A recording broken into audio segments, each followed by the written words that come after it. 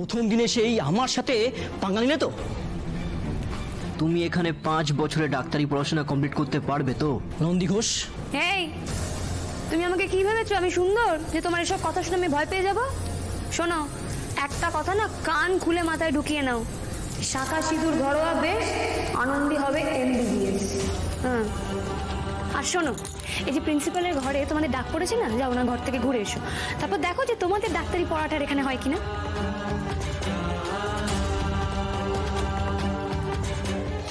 বাবা, তোমার কি সাহস গো, একেবারে ওভার বাউন্ডারি দিলে। বাপরে বাপ, তুমি তো হিরো একেবারে। তাই বুঝি? তা তুমি কি এতজনের সঙ্গে কম্পিট করে এতজনকে হারিয়ে তারপর তুমি এখানে পড়তে এসেছো? তুমি বা কম কি? এরকম মিনমিন করলে হবে? এত ভয় পেলে চলবে? আচ্ছা বেশ, আর করবো না, চলো তোমাকে কলেজটা ঘুরিয়ে দেখাই। ওকে।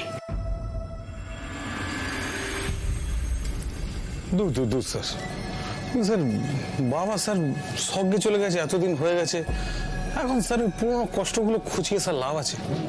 তখন তো স্যার কত করে বলেছিলাম যে আদি ডাক্তারের জন্য আমার বাবাটা মারা গেল, তখন তো স্যার কেউ কোনো কথা কানে দিল না, কিছু করলো না স্যার। এখন না স্যার ওই শোক না স্যার জমি একদম বুকে কংক্রিট হয়ে গেছে স্যার। আকাশবাবু, এই কংক্রিট কোন ওষুধে গুঁড়ো হয়, সেটা কিভাবে কাজে লাগাতে হয় সেটা আমি ভালো মতো জানি। তোমরা কোনো চিন্তা করো না, আনন্দী এবার কিচ্ছু করতে পারবে না। আদিদেব লাহিড়ী এবার শাস্তি পাবেই। কিন্তু স্যার তাতে আমার কি লাভ হবে বলুন তো? আমার স্যার ফাঁকা বাড়ি তো স্যার ফাঁকাই থেকে যাবে স্যার। হ্যাঁ,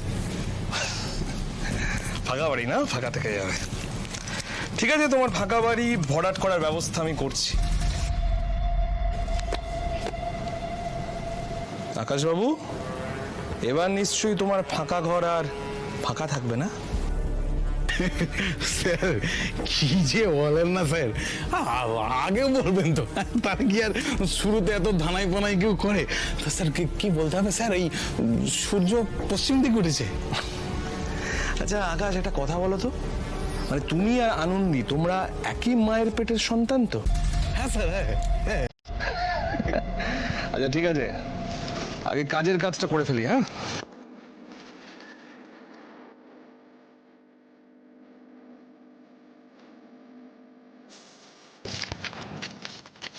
এটাতে সাইন করে দাও, এখানে সাইন করো। হ্যাঁ স্যার, এই তো।